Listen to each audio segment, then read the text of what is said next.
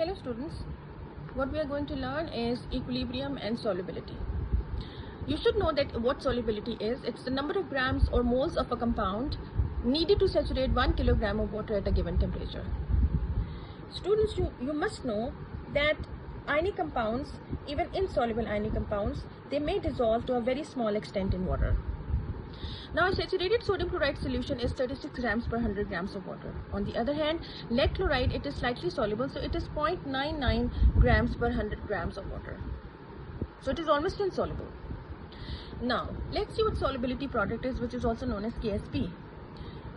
Listen to it very carefully. The product of the concentration of each ion in a saturated solution of a sparingly soluble salt at room temperature raised to the power of the relative concentration. You will get this concept with the example. Firstly, you should know how equilibrium is established in the solution. The ions from solid to the saturated solution moves at the same rate as they move from the solution to the solid. Okay, the ions move from solid to saturated solution and they move from the solution to the solid state, and there is an equilibrium established. For example, for silver chloride, you can see the silver chloride solid, it is in equilibrium with silver ion and chloride ion. They are in the aqueous state.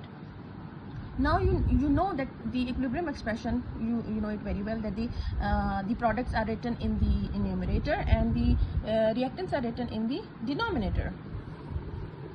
Students, for any solid, the concentration of the solid phase remain constant. So we can rewrite this equation. The solubility product is silver positive ion and the chloride negative ion. Okay, you can write the equation like this. For example, if we take the example of iron sulfide, the formula is Fe2S3.